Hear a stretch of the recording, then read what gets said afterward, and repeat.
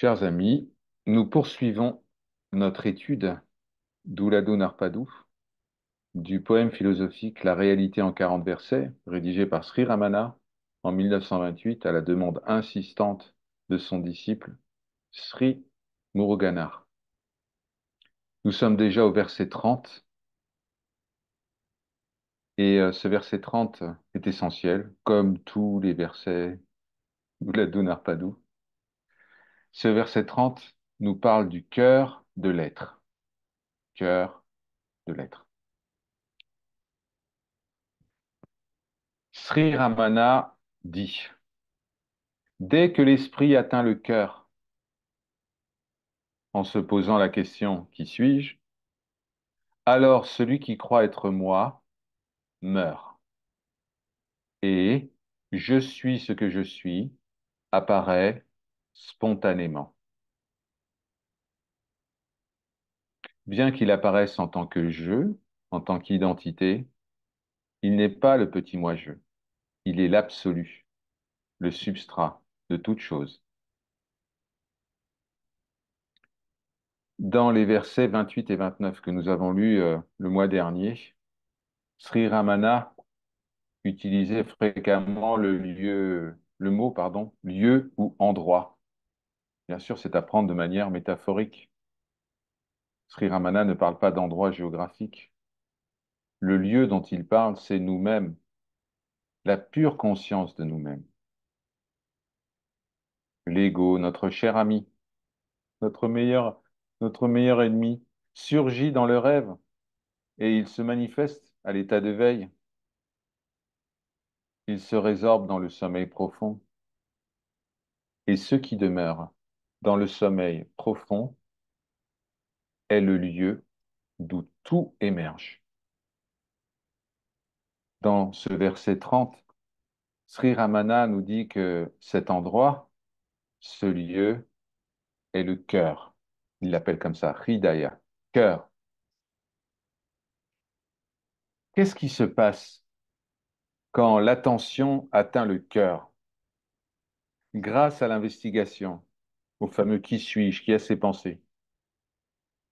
Eh bien, dans ce verset, Sri Ramana nous dit littéralement en tamil, écoutez bien, celui qui imagine être le petit moi-je incline alors sa tête sous le poids de la honte.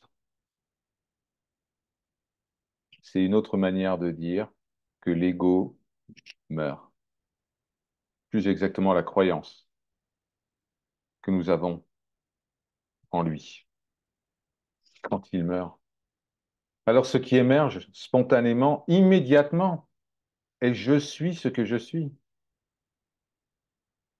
Un sage appelé Lakshmana Sarma évoque la différence entre le petit moi-je et le grand je suis dans un commentaire célèbre de ce verset 30 que ce serviteur partage avec vous.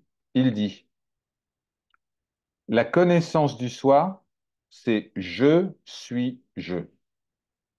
Je suis je. Alors que l'expérience de l'ego, c'est je suis ceci ou je suis cela.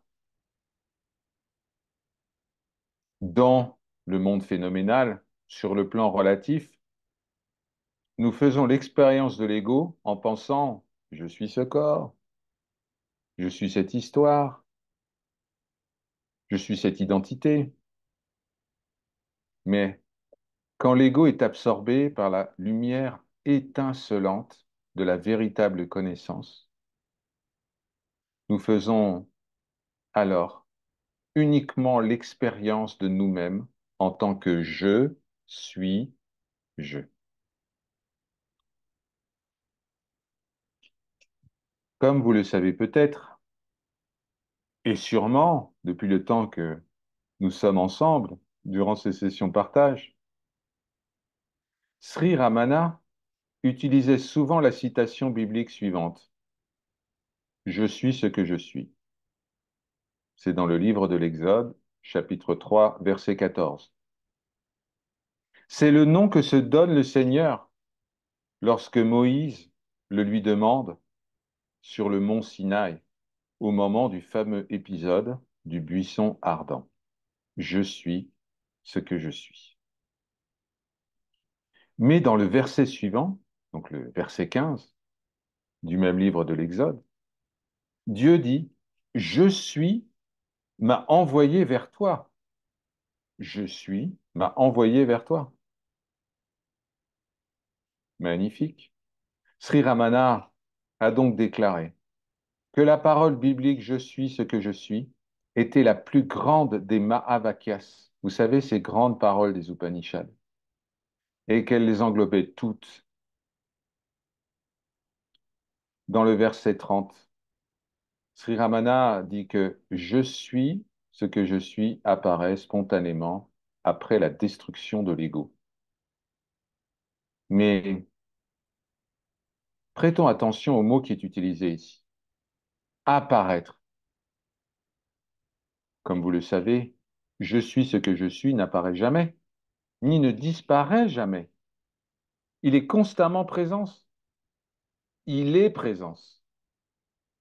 C'est grâce à cette présence que nous pouvons affirmer que je suis ceci ou cela, que je suis le corps et le mental. Toutes les expériences confirment la présence. S'il n'y avait pas cette présence, aucune expérience ne pourrait être vécue. Il clarifie cela en disant que le jeu qui apparaît n'est pas l'ego. Le jeu qui apparaît n'est pas impermanent ou intermittent, comme peut l'être le mental. Il est comme le soleil. Il est toujours là, nullement affecté par les nuages qui semblent le masquer. De même, la conscience que nous sommes n'est jamais vraiment masquée, les amis. Même si la fausse identification de je suis le corps semble occulter quelque peu cela. Le soleil que nous sommes brille éternellement. Et le soleil est le soleil, rien d'autre. De même, je suis ce que je suis, brille éternellement dans le cœur.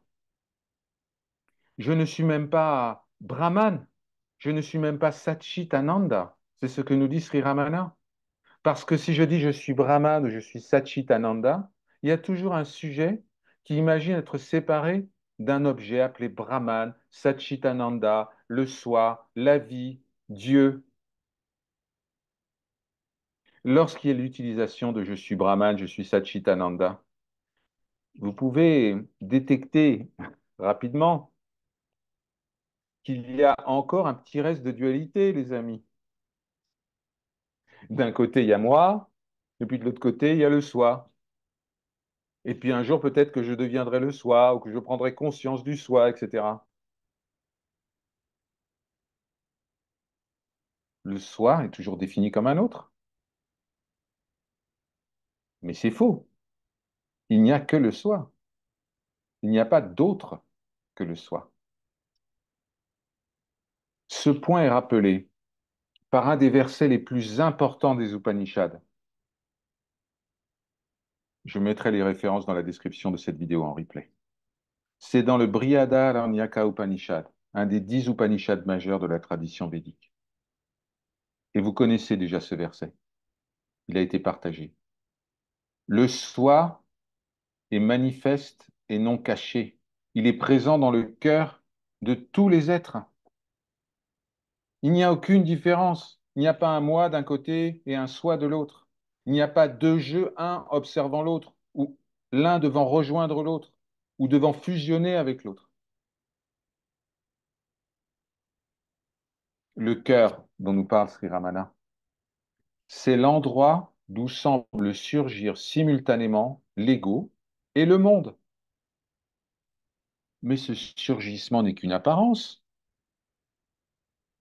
Il est dit en effet, dans une autre œuvre majeure de la tradition non duelle, les Brahma Sutras que nous allons bientôt lire, juste après l'Ashtavakra Gita. Vous allez voir la merveille que c'est. Les Brahma Sutras, il est dit, le Seigneur annonce, laissez-moi projeter tous les mondes. Alors il projette le monde. Du soi surgit le multiple. cette projection. Cette projection n'est pas le fait d'un mental individuel. Cette projection est le rêve du Seigneur.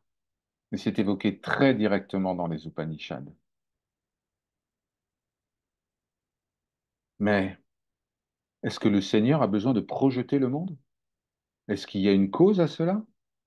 Est-ce qu'il manque quelque chose à ce qui est? Rien ne manque. Ce que nous sommes n'a pas besoin d'acquérir, d'atteindre, d'éloigner, de repousser, de créer ou de détruire. Cette connaissance qui est partagée ce soir, cette connaissance qui a été si magnifiquement exprimée par le sage d'Arunachala, est éternelle, elle est invariable. La connaissance elle-même n'est pas à acquérir. La connaissance véritable, ce qu'on appelle Meghyana en sanskrit, n'est pas nouvelle, elle a toujours été présente, elle est consubstantielle à l'être. Le temps n'a aucune importance en la matière. Le temps d'acquérir une connaissance ou même de l'oublier concerne celui qui continue à se prendre pour un corps et un mental. Cette connaissance est pure lumière. Et Sri Ramana nous rappelle inlassablement que cette connaissance brille dans le cœur de tous. Un autre sage a dit, elle est la vie, la vérité et la voie. Par sa grâce. Hari Om Tat Sat.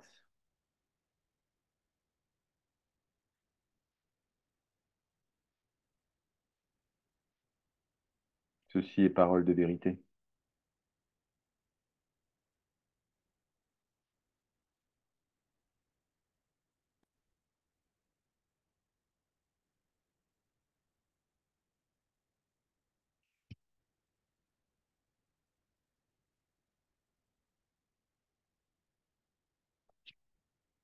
Gardez en tête cette phrase des Upanishads, ce verset sublime. Le soi est manifeste et non caché, à l'intérieur de tous les êtres. Quelle beauté, quelle merveille, non caché. Qui imagine que le soi est caché? Comment ce qui est pourrait-il se dissimuler à lui-même?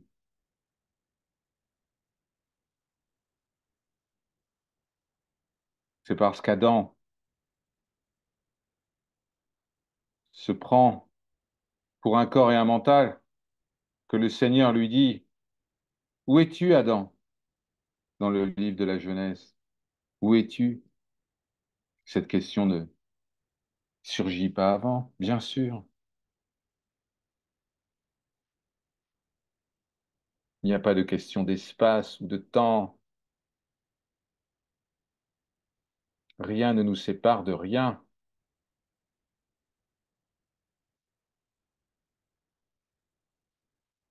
Cette connaissance qui est partagée aujourd'hui, vous la possédez déjà. Elle est éternelle. C'est pas quelque chose que vous découvrez aujourd'hui.